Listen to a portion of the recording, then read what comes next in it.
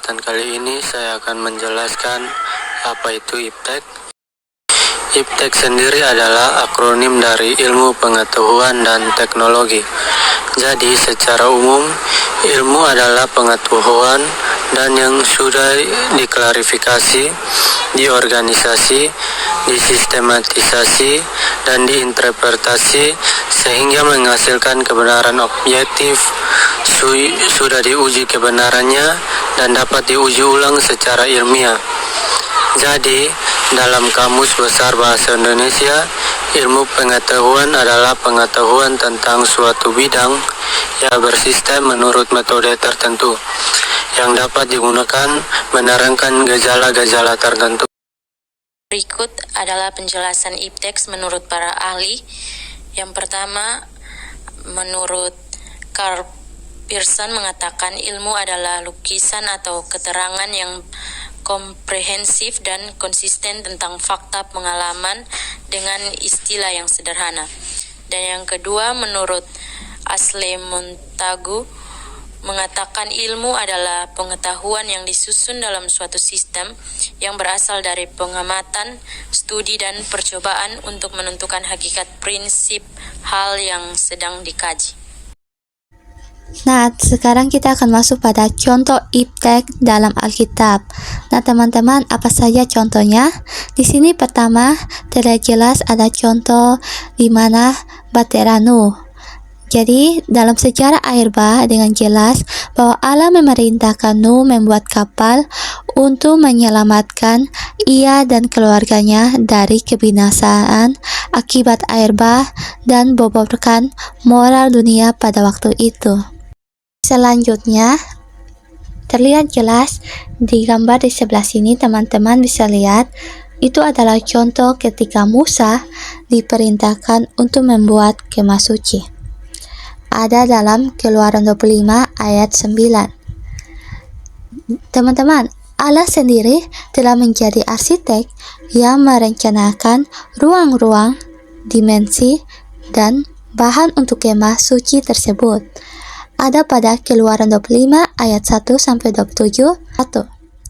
Kemudian ia membaca bahwa kemuliaan Allah yang memenuhi kemah suci tersebut ada pada Keluaran 40 ayat 35.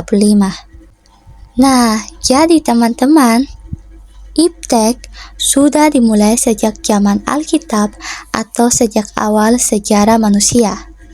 Secara filosofis, setelah kejatuhan ke dalam dosa, ide dan pemikiran manusia selalu dipengaruhi oleh dua kekuatan, yaitu manusia dengan ide dan pemikiran yang telah dipulihkan oleh Tuhan, atau ide dan pemikiran yang tetap dalam dosa. Dua pengaruh ini akan tampak terlihat pada tujuan dan karya-karya manusia dalam IPTEK. IPTEK dalam pandangan iman Kristen dalam Alkitab, Amsal 1 ayat 5 menyatakan bahwa baiklah orang bijak mendengar dan menambah ilmu, dan baiklah orang yang bawa pengertian memperoleh bahan pertimbangan. Dari ayat ini kita bisa belajar bahwa Allah sebenarnya menghendaki kita manusia untuk terus mengembangkan diri, menambah ilmu dan pengertian. Kita sebagai orang Kristen tetap menerima segala kemajuan integritas yang ada dengan dasar iman Kristen, yaitu takut akan Tuhan. Hal ini berarti bahwa kita tidak perlu menjauhi IPTEK, tetapi justru terus mengembangkan menjadi lebih baik lagi. Baik, yang berikut kesimpulan. Pengaruh kekristenan yang mendorong lahirnya IPTEK merupakan cermin sikap Kristiani yang bertanggung jawab terhadap tugas yang diberikan Allah kepada manusia. Sebagaimana tertulis dalam Kejadian pasal 1 ayat 28, pengaruh tersebut makin diperlukan dalam menghadapi era IPTEK saat ini, sehingga hal ini menjadi tanggung jawab setiap ilmuwan Kristen. Lebih dari itu, iman Kristen harus merupakan penyaring segala ide IPTEK yang bertentangan dengan iman Kristen. Gaya hidup Kristiani harus mempunyai sikap selektif, menahan diri untuk memilih dan memiliki produk-produk teknologi agar tidak jatuh ke dalam sekularisme dan teologi kemakmuran.